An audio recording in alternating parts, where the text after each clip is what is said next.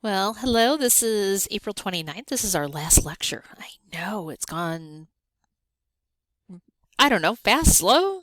It's been all over the place. This is our last lecture for this semester. I am going to do one more, like, there's on the Blackboard site, there's going to be a little content folder that's got a final review. What I'll do is probably tomorrow on Thursday or Friday, I will put together a video that goes over what's going to be on the final. It is just the last exam for the class. It's not really a final in the sense, but I am going to pull some of the information. As you've been hearing these lectures, I keep referring back to like the stuff we talked at the beginning of the semester, stuff we talked about in the middle of the semester. All of these things are interconnected, as you're finding out with environmental issues, is that you can't talk about one thing without the others. I'll go over what's going to be on the final exam format, which will be very similar to the second exam, and just kind of finalize all of that. So you should be looking for that. The final exam, I'll do like I did for the second exam, where you'll have like 2 full days for 48 hours, and you could take the exam anytime within that 48 hours. You do have to take the exam by a specific date because I have to get grades in, and you can't take it after that, or otherwise I have to give you an incomplete. So, that 48 hours is kind of critical. Now, there isn't time for our final exam, and so I am going to make sure that that is kind of in that block of time.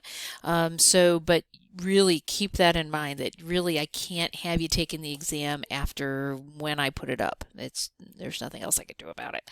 I have to get the grades in. Other than that, I'm just looking at the rain outside right now and hoping my basement's not going to flood because the water table goes up when it rains. Yes, and so my basement intersects that water table just ever so slightly, and then I get water in my basement, and then the water table goes back down, and so it's a dynamic process, and the recharge event, and I can almost calculate from the time it starts raining to the time the water table reaches my basement. So, you start thinking about these things once you start knowing about them. Okay. Well, I hope that's it. There's also, if you haven't seen it, under announcements, I put the student evaluations for this course. I also gave you all the evaluations for all of our ENVS courses. So if you are taking 303 or the fire class or any of our classes, I put the evaluations for all of them on there so you can forward them to your friends, or, if you're taking another one and you're having problems finding it, it's there. So just go through and do your student evaluations online. What happen with those is it's a Qualtrics survey.